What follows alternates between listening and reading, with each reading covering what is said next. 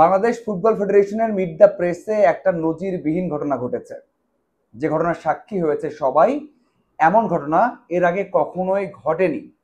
যখন meet the press শেষের দিকে যাচ্ছিল, সেই সময় মাইক পেলেন, মানে কথা বলার সুযোগ পেলেন সাখাওয়াত হোসেন, যিনি কিনা বাংলাদেশ ফুটবল ফেডারেশনের কার্যনির্বাহী কমিটির সদস্য এবং জাতীয় দলের বা ন্যাশনাল টিমস কমিটির একজন মেম্বার।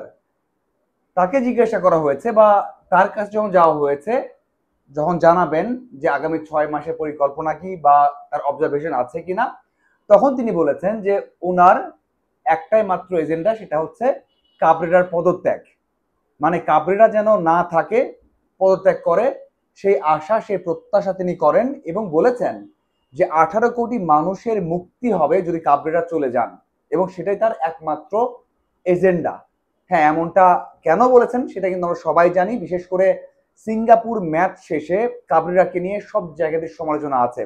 এর আগে তো অনেক সমালোচনা আছে, আমি নিজেও বেশ কিছু ভিডিও বানিয়েছি এবং সেটার মধ্যে যুক্তি আছে।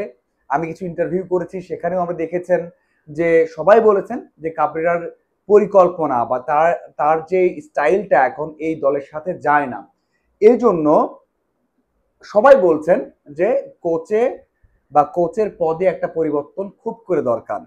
সেই কথাটাই যখন ফুটবল ফেডারেশনের মধ্য থেকে একজন বলবেন, তখন সেই দাবি কিন্তু আরো বেশি জোরালো হবে।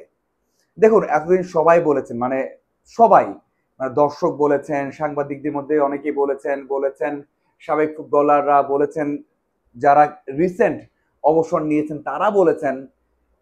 এখন বাকি ছিল ফুটবল ফেডারেশন, সেখান থেকেও, এবং সবচেয়ে বড় বিষয় হচ্ছে ন্যাশনাল টিমস কমিটির মানে সদস্যই বলছেন যে পদত্যাগ দরকার। তার মানে বিষয়টি কতটা সিরিয়াস।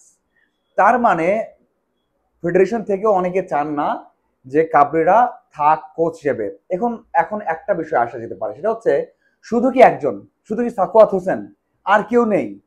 এই যে 14 জন ছিলেন, আমি নিশ্চিত তিনি তো আরো 2 থেকে 3 জন বা 4 জনের সাথে কথা বলেছেন। তারা বলেছেন যে ওকে তুমি বলতে পারো, ভরসা দিয়েছেন, বলতে পারো, দরকার আছে। দেখুন, সবাই তো মাইকে বলবেন না, এবং সবাই সেই সাহসটা পান না। আমি নিশ্চিত এই যে 21 জন সদস্য রয়েছেন ফুটবল ফেডারেশনের, ইনক্লুডিং বিএফএ প্রেসিডেন্ট, 21 জনের মধ্যে মিনিমাম 6 থেকে 7 জন তো সেটা ফিল করেন। এমনও হতে পারে যে বাহুবের সভাপতি নিজেও ফিল করেন যে চেঞ্জ করতে হবে, এবং চেঞ্জ করতে হবেই খুব দ্রুত। সেই ব্যবস্থা নিতে হবে, সেই ব্যবস্থা নিতে পারছেন না, নিজে বলতে পারছেন না। এটা তো এমনও হতে পারে যে তিনি নিজেও চান, তিনি নিজেও শেয়ার করেছেন, কথা বলেছেন, এবং সেখান থেকেই সাহস পেয়েছেন অনেকে যে হ্যাঁ, এখন বলা যায়। এমনটা হতে পারে না? অবশ্যই পারে। সেই দিক থেকে বলবো, আমি নিশ্চিত নই এমনটা হয়েছে কিনা, তাবিদ আওয়াল চান কিনা। তবে অবশ্যই সভাপতি খুশি নন।